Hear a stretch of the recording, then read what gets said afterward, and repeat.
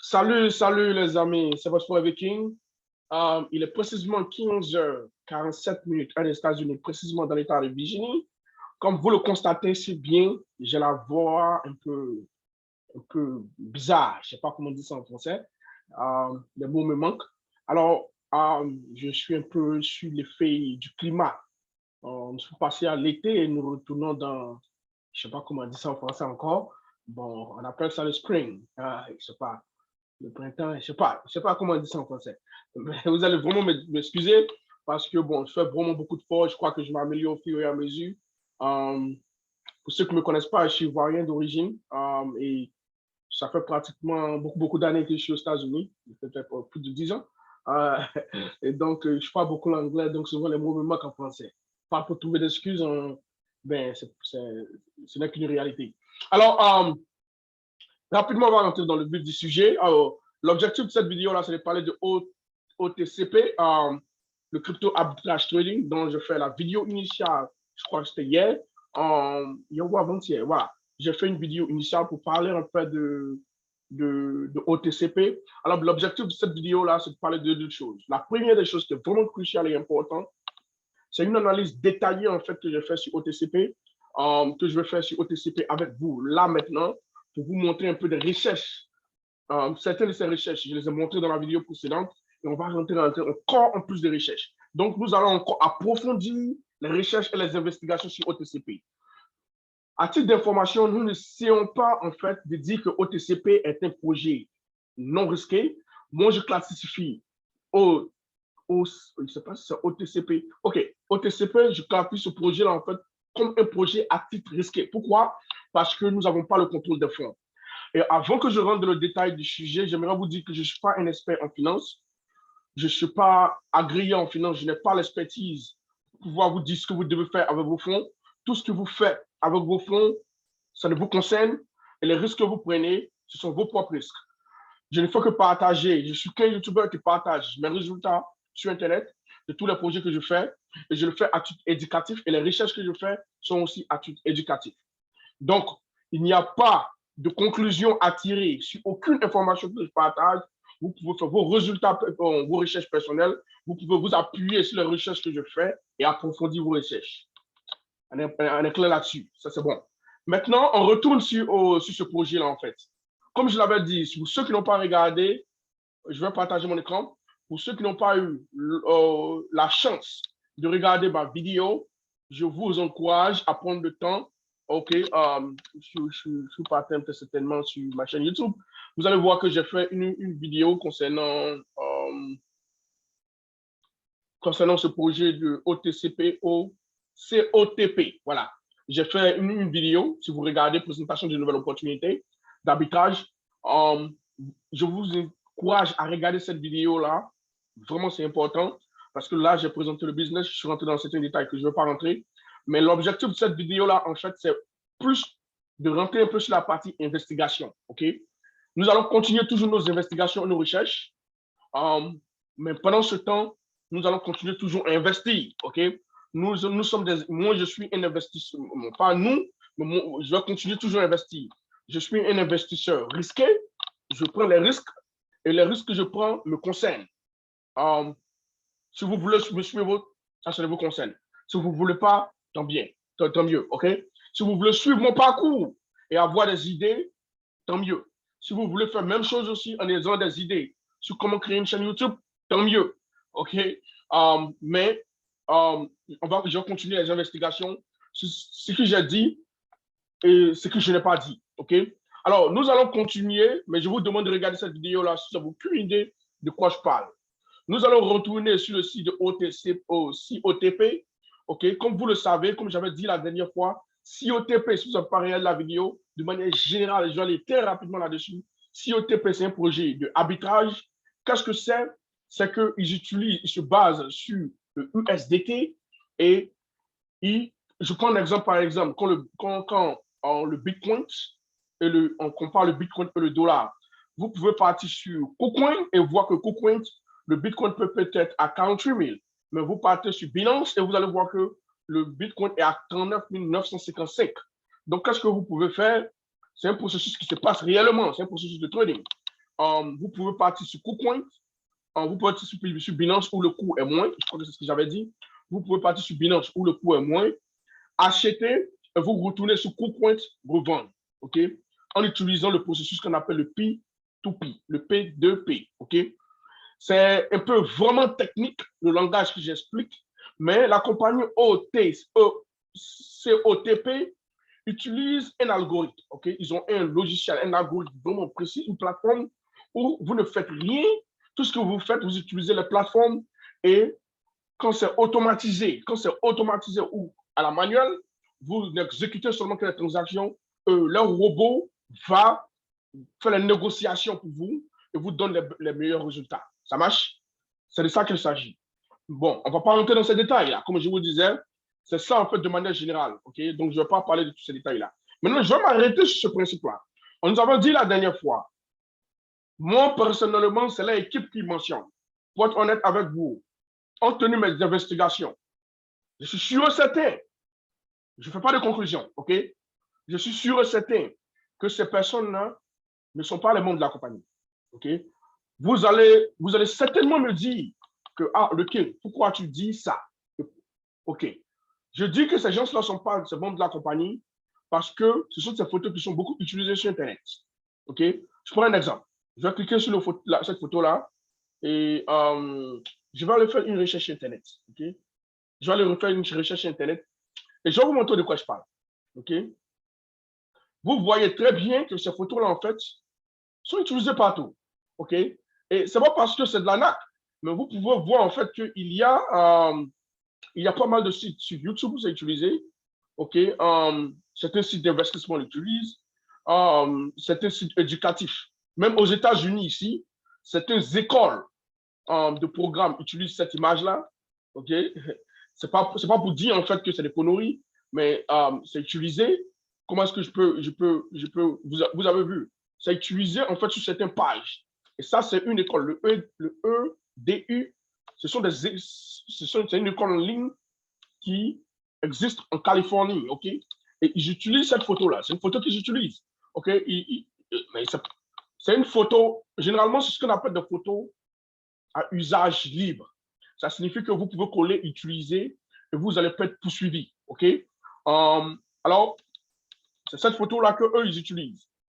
Ils ont utilisé ça et ils ont dit que la personne s'appelle Janet, mais Jenny n'est pas la représentante de la compagnie, ce n'est pas la responsable de la compagnie.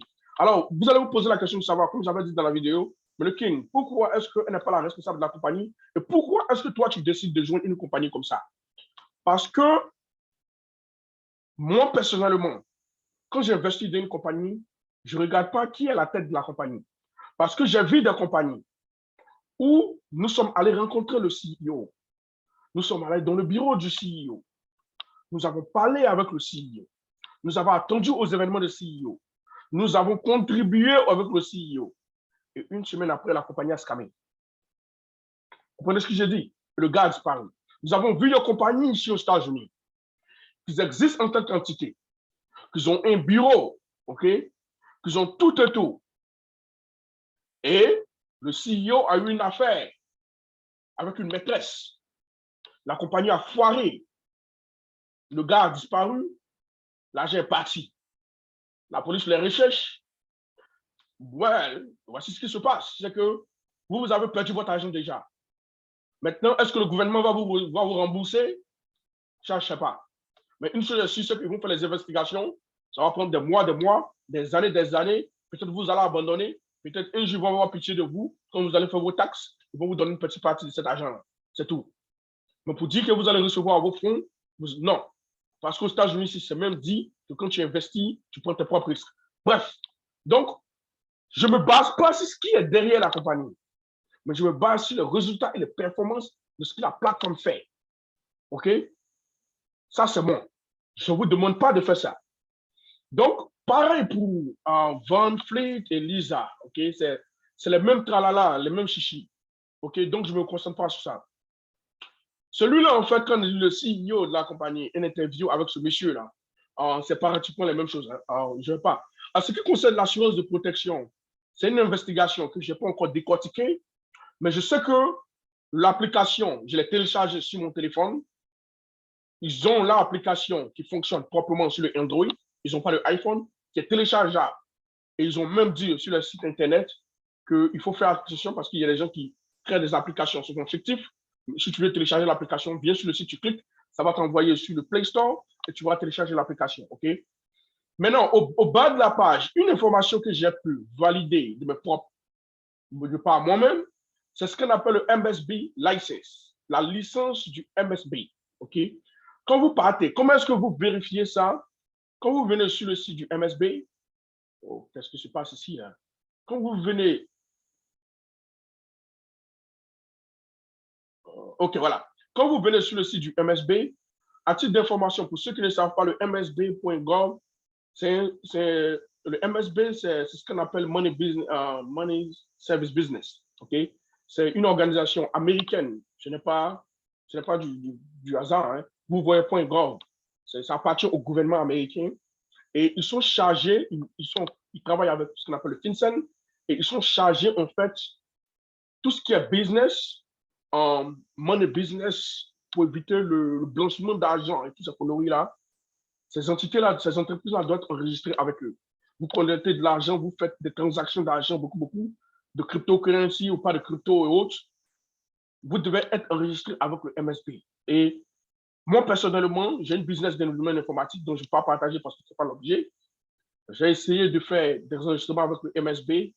J'ai tapé beaucoup de temps sans que j'ai eu même un retour. Après, ils sont revenus me dire, après des investigations sur ma famille, sur voir si j'ai des enfants aussi, est-ce que je suis relié à Al-Qaïda, des organisations terroristes. Ils sont revenus me dire que non, que je ne suis pas approuvé. Juste pour vous dire que ce sont des investigations approfondies qu'ils font. Même le nombre d'argent que vous voyez, s'il y a un élément qui ne cloche pas, vous êtes éliminé. Donc, le crypto OTC, cette plateforme-là est enregistrée avec le MSB. Et ils sont enregistrés depuis leur autorisation a été reçue et ça a été approuvé depuis le 10-18-2021, c'est-à-dire le 18 octobre 2021. Okay? Ils ont reçu leur demande le 19-17 et ça a été approuvé. Juste pour dire que ils font partie des organisations dont les choses vraiment sont allées vraiment rapidement avec eux, comparé à beaucoup d'entreprises. Ils ont été approuvés par le MSB. Aussi, quand vous partez sur le site du Colorado, ils sont enregistrés avec le Colorado parce que leur adresse du MSB, c'est du Colorado. Ça dit que ça signifie quoi? C'est que quand tu es enregistré avec le MSB, c'est une organisation générale américaine qui est chargée de s'assurer que votre business ne fait pas de blanchiment d'argent, mais votre business est situé à une adresse bien précise. Et cette adresse-là, si cette adresse-là aux États-Unis, vous devez avoir aussi une autorisation dans l'État. Parce que Colorado, pour ceux qui ne savent pas, c'est un État aussi aux États-Unis. Okay? Donc, ils ont eu un agrément avec l'État de Colorado, avec ce qu'on appelle le Secretary of State. Ça, c'est le Secretary of State, c'est-à-dire l'État gouvernemental de Colorado. Ils ont eu un agrément avec cet État-là pour exercer en tant qu'entité de OTC. Okay? Parce que le OTC, c'est un business qui est légal et qui est autorisé aux États-Unis. Du trading, comme du trading forex crypto. Okay? Alors, quand vous regardez l'adresse, j'ai fait des investigations et j'ai découvert que c'est une adresse où ils ne sont pas assis là en tant qu'entité. J'ai un ami qui vient à Colorado, j'ai précisément demandé à cet ami-là de se rendre à ce bâtiment. C'est un bâtiment, ok, et je vais vous expliquer comment ça fonctionne. Aujourd'hui, depuis qu'on a limé le COVID, Corona, il y a beaucoup d'entités qui sont passées au monde virtuel, ok? Donc, il y a des entités ici aux États-Unis et un peu partout dans le monde. Je sais que si vous êtes en France et bien partout dans d'autres pays, ça existe. Vous pouvez créer votre entreprise, mais quand vous créez votre entreprise ne peut pas être votre maison, ok?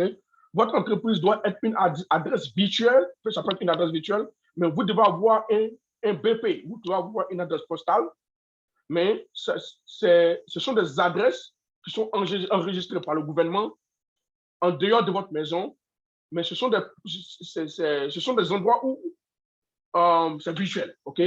Ça signifie quoi? Vous avez pas, votre présence physique n'est pas là, mais si quelqu'un appelle, il peut avoir une réceptionniste qui décroche le téléphone de route Et vous payez une souscription à ces compagnies-là chaque mois parce qu'ils enregistrent votre business à eux, leur adresse, ils reçoivent vos appels, ils reçoivent vos courriers, ils reçoivent beaucoup de choses. Okay? Ils reçoivent les plans, ils reçoivent les documents du gouvernement, ils reçoivent tout en fait.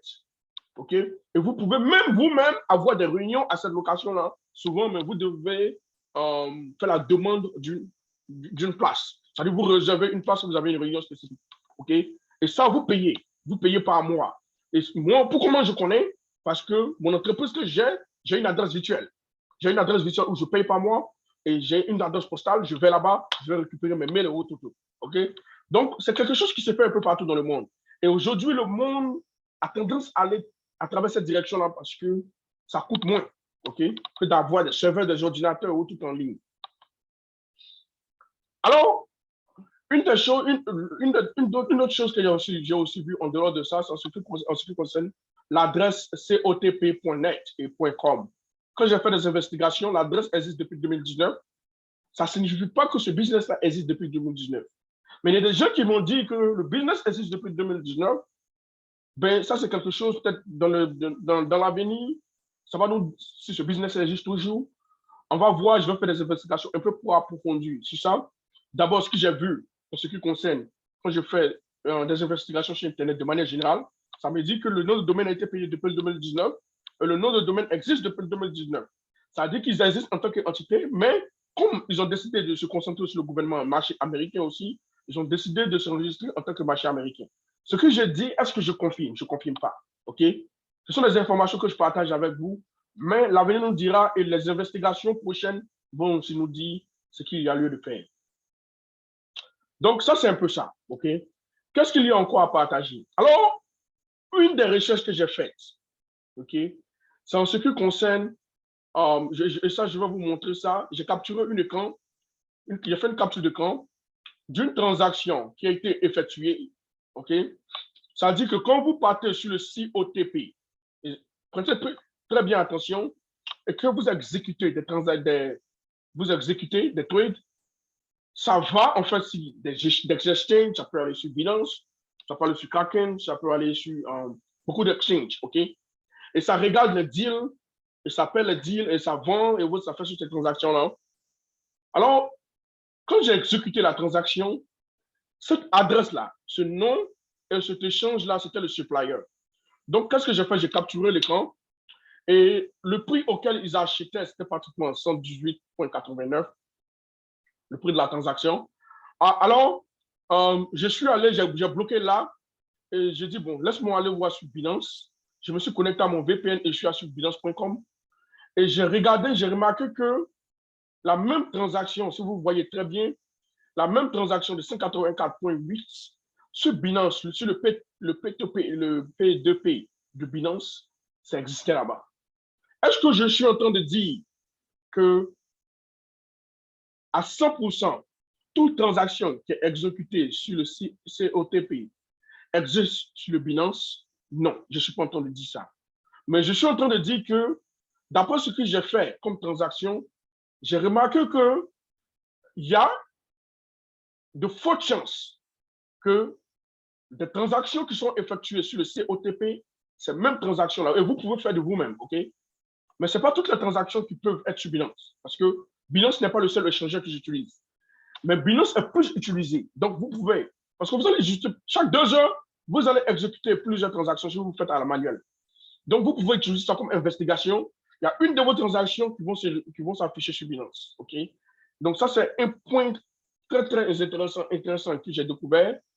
Donc, ça dit que quand j'ai fait la transaction, j'ai remarqué que ça s'affichait immédiatement sur Binance.com et la transaction était directement sur Binance. C'est déjà un point positif, mais ça ne signifie pas à 100% qu'il y a réellement, et même s'il y a des transactions, ça ne signifie pas que la compagnie aussi est vraiment, vraiment du sérieux. Parce que ça peut se faire, mais à la fin, il peut récupérer le sous et disparaître. Et encore, ce sont des analyses, rien que des analyses, OK? Au-delà de ça, il y a aussi un autre aspect que j'ai découvert.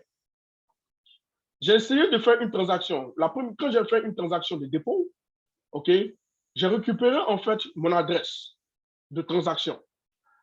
Et quand j'ai récupéré mon adresse de transaction, j'ai récupéré l'adresse de transaction utilisée. Si vous voyez, c'est pas grave, ce n'est plus quelque chose qui peut être truc. Et comme nous utilisons, comme nous les envoyons du TRC20, ça signifie que quoi? On utilise le Tron Scan. OK? Pour ceux qui ne connaissent pas le Tron Scan, vous pouvez venir ici, c'est le Tron Scan. Ça dit que le Tron Scan, c'est ce que j'aime sur le Tron. Le Tron Scan nous permet de retracer les adresses Tron. Vous comprenez un peu? Ça dit que si vous faites une transaction, même chose que sur le blockchain, vous pouvez venir sur le Tronscan et tracer un peu. Tronscan nous donne la facilité de retracer un peu les transactions avec les choses un peu plus détaillées. Même si c'est difficile dans le monde des cryptos de retracer parfaitement, désolé, je suis un peu enrhumé, même si c'est difficile de retracer à la lettre, ça nous a aidé un peu, OK? Donc, je vais vous montrer un peu ce qui s'est passé. Donc, quand je mets l'adresse de transaction et que je colle, voici en fait ce qui se passe. Ça me donne en fait l'adresse de l'owner. Le owner, ça dit le propriétaire. Et cette adresse-là appartient à COTP. Ça, c'est leur adresse. Ce n'est pas mon adresse, c'est leur adresse. OK? Et ceux qui sont propriétaires de cette adresse-là. Donc, si je clique sur l'adresse de owner et que je descends un peu en bas ici et que je viens sur transfert, OK? La transaction que nous avons effectuée, c'est du TRC20. Je clique sur le TRC20. OK? Je viens ici et je filtre comment est-ce que je peux avoir les transactions. Parce que quand je viens ici, c'est le TRC20, je vais sélectionner seulement le IN. Le IN, ça signifie que je veux seulement voir les dépôts. Je ne veux pas voir les transactions qui sont guidées. OK? Je veux voir les dépôts. OK? Et ça, ce sont tous les dépôts qui ont été effectués. OK? Ça, ce sont les différents dépôts qui sont effectués. OK? Alors, je vais chercher un dépôt qui est un peu lourd. Vous allez voir où je vais en venir. Je vais descendre ici. Il faut que je vais chercher un dépôt parce que ce sont les petits dépôts. Je vois un dépôt qui est un peu bien, 1300, ça c'est rien. C'est bon, mais je cherche, je vois, est-ce que je peux trouver un peu, est-ce que je peux trouver du 10 000, du 20 000?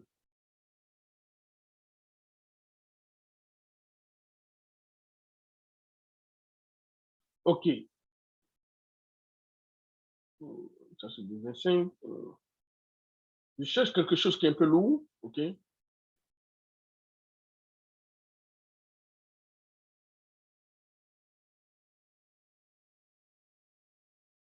Les différents dépôts.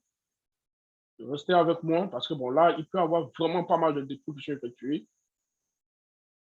Je vais aller un peu plus en arrière.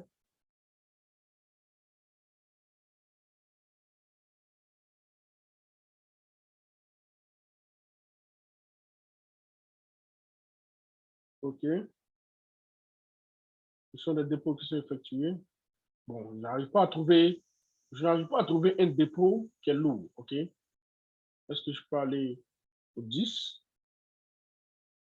Bon, je vais m'arrêter sur le 1000 parce que bon, apparemment, je n'arrive pas à trouver. Bon, apparemment, tout ce que j'ai vu, il y a plusieurs dépôts, mais je vais m'arrêter parce que bon, je vais m'arrêter sur le 1900. OK? Je vais m'arrêter sur le 1900. Et ça, c'est un dépôt qui a été effectué 1976. OK? Euh, ça a été effectué 48 minutes. Il y a tellement, c'est vraiment difficile de voir. OK? Je cherchais quelque chose de lourd, mais c'est pas grave. On va prendre ce qu'on voit. OK? Et ça, c'est l'adresse. OK? Je vais cliquer sur l'adresse. Quand je descends en bas ici,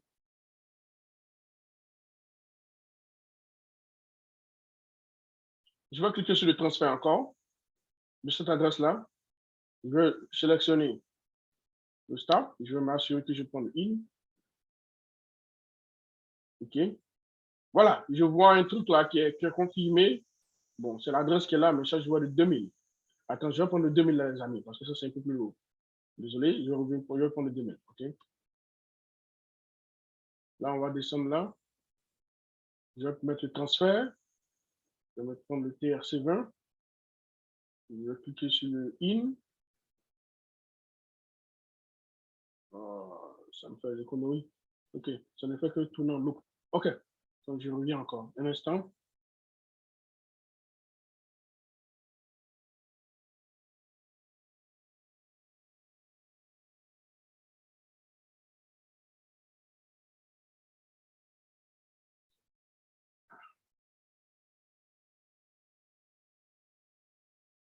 OK. Attendez, je vais un peu en arrière. Ça va un peu trop loin.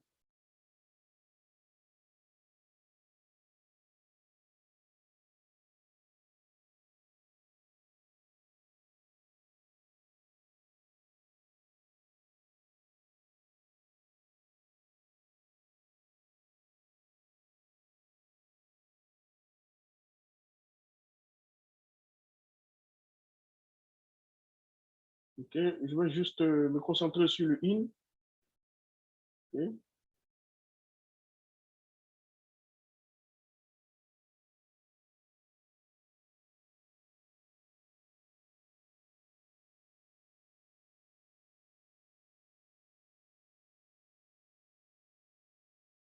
Je vais aller juste un peu en arrière. OK.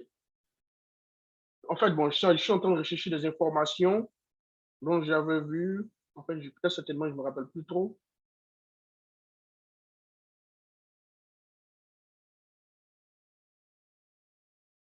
Un instant. Je vais circuler. Je crois que j'avais pris des détails là. Je vais regarder.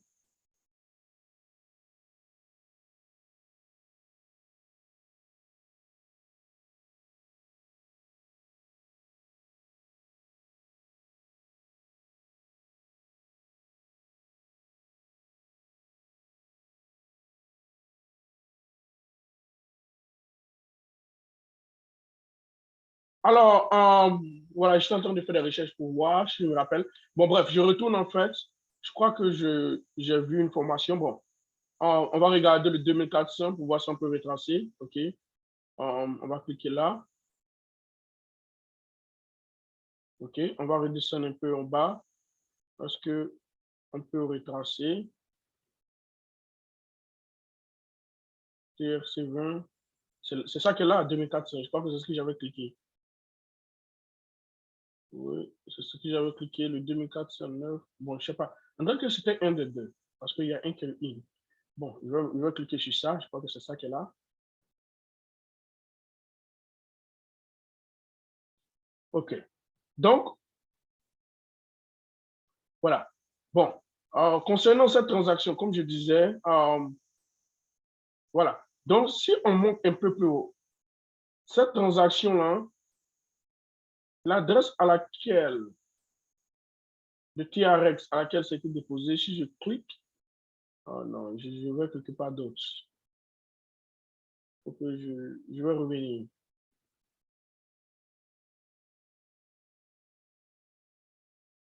Je vais revenir à la case de départ et puis bon, je vais bien regarder. OK, ça c'est l'adresse de Honor, on revient. OK. Alors, quand on regarde, d'abord, premièrement, quand j'ai regardé l'adresse du Honor, voilà, c'est là que je voulais venir. Peut-être que je suis allé un peu trop rapidement. Ben, quand vous regardez l'adresse du Honor, les amis, ça c'est l'adresse de Honor. Et ça, ce sont les différents dépôts, les différents monnaies crypto pas les monnaies crypto, mais en fait, ça, vous voyez tous ces TRC20, ça c'est le TRC10, mais la majorité c'est le TRC20. Si vous regardez le Tether, vous voyez en fait le montant en fait qui est reçu. 902 724 700. C'est énormément d'argent qu'ils ont. OK? Alors, vous allez voir un peu les transactions de manière générale. Ça va sur transfert, comme je disais. On va voir les transactions qui sont in. On va cliquer sur le TRC20. OK? Je ne vais pas trop m'aider. Je vais prendre la première. Non, je vais prendre cette transaction-là. OK? Donc, je vais cliquer sur le in, le from. OK? On va voir d'où ça vient pour qu'on traque. OK? On va descendre. On va venir cliquer sur le transfert. OK? Et on va traquer la transaction de TRC20. On va revenir. OK? Et ça a été confirmé. On va cliquer ici. OK? Voilà, c'est ça que je recherchais. Voilà. Voilà. Donc, pour cette transaction spécifique-là, vous voyez qu'en fait, il y a un dépôt qui a été, bon, spécifique, adresse spécifique là. Vous voyez que il y a pratiquement plus de 2 millions de dollars qui sont là-dessus. Mais souvent, quand tu regardes un peu plus de manière approfondie, tu peux exactement savoir quel exchange qui est utilisé. Par exemple, ça, c'est quel exchange qui a été utilisé en fait. Mais j'ai besoin de revenir là-dessus, voir en fait comment est-ce que j'avais fait, parce que certainement j'ai oublié un peu et je crois que j'avais fait un peu des calculs un peu arabes et puis je me suis trouvé quelque part où en fait, j'avais vu en fait, j'avais vu en fait l'adresse et j'avais vu en fait le portefeuille qui était utilisé. Mais bon, ça ne s'affiche pas. Je ne sais pas pour des raisons quelconques cette fois-ci. Je ne sais pas. Mais une chose aussi, c'est que c'est l'adresse du owner. Et en fonction de l'adresse du owner, tu peux faire des recherches un peu plus approfondies que ça. OK? Juste pour vous dire que ces gens-là, ils ont énormément d'argent. Non, mais non. Quand vous regardez des plateformes qui font du OTC, la plateforme numéro 1 qui fait du OTC, c'est Kraken. OK? Il y a beaucoup de plateformes. Il y a du Binance qui fait du OTC. Il y a beaucoup qui font du OTC. Le FXT qui fait du OTC. Donc, beaucoup parmi eux font du OTC.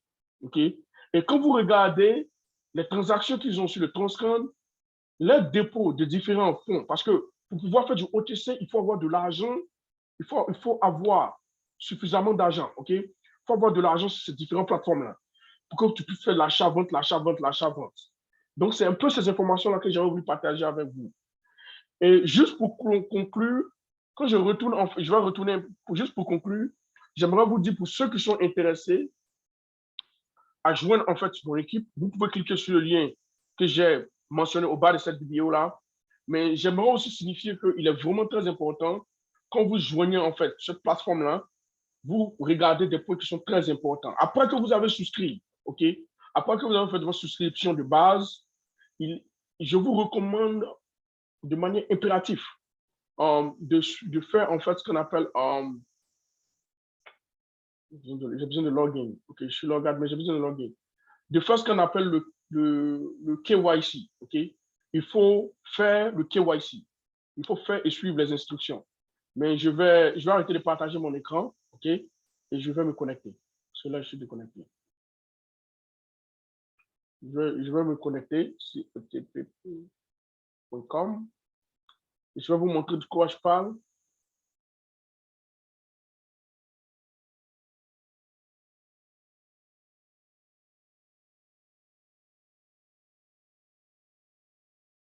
Ok, je repartage mon écran. Alors, de quoi je parle? C'est que quand vous êtes enregistré pour la première fois, vous allez vous retrouver sur cet écran. Je vous demande pardon. La première chose qu'il faut faire votre Identity Authentication. OK? Et quand vous allez faire, généralement, ça prend quelques secondes. Ils vont vous dire, vous avez passé. OK? Ça prend quelques secondes. Ils vont vous dire, vous allez passer.